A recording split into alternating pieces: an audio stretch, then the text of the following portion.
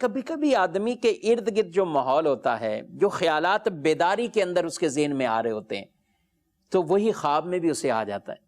آپ دیکھتے ہیں کئی مرتبہ آدمی کچھ سوچ رہا ہوتا ہے اور کچھ ٹینشنوں میں بھی ہوتا ہے، خوف زدہ ہوتا ہے، خواب بھی خوف زدہ آ جاتا ہے، ایسے ہی اسے خواب بھی آ جاتا ہے۔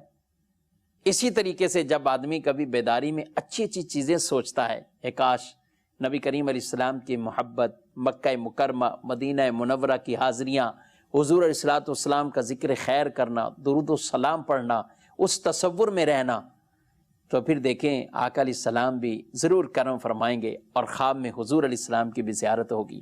اور آپ کا یہ فرمان ہے، من رآنی فقد رأى الحق، جس نے خواب میں مجھے دیکھا اس نے حق ہی دیکھا، سچ ہی دیکھا، کہ میری صورت میں شیطان نہیں آتا، شیطان یہ صورت اختیار نہیں کر سکتا۔ اب یہ حضور کو دیکھا تو حق دیکھا، اس نے سچ ہی دیکھا ہے۔ اسی طریقے سے آدمی جب اچھی اچھی چیزوں کو سوچے گا تو خواب بھی اچھے آئیں گے۔ بری چیز خواب میں دیکھی ہے تو ضروری نہیں کہ ہم ڈر جائیں، ادھر ادھر پوچھنے کے لیے چلے جائیں۔ بعض اوقات کوئی آدمی درست ملتا بھی نہیں تعبیر بتانے والا، اور ہر عالم بھی نہیں بتا سکتا تعبیر، یہ پورا ایک فن ہے، علم ہے، لیکن آدمی کسی سے پوچھ لیتا ہے۔ جب پوچھ لیتا ہے اور وہ اس کو کچھ بتا دیتا ہے تو بسا اوقات وہی الٹ معاملہ، یعنی جیسی اس نے تعبیر بتا دی ایسا ہو بھی جاتا ہے۔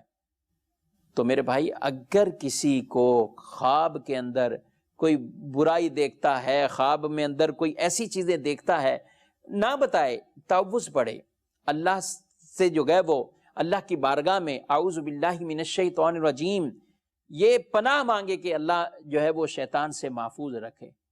یا متکبرو 21 بار پڑھنے سے کہا گیا تو اس کو ڈرونے خواب نہیں آئیں گے۔ یا متکبرو، یا متکبرو۔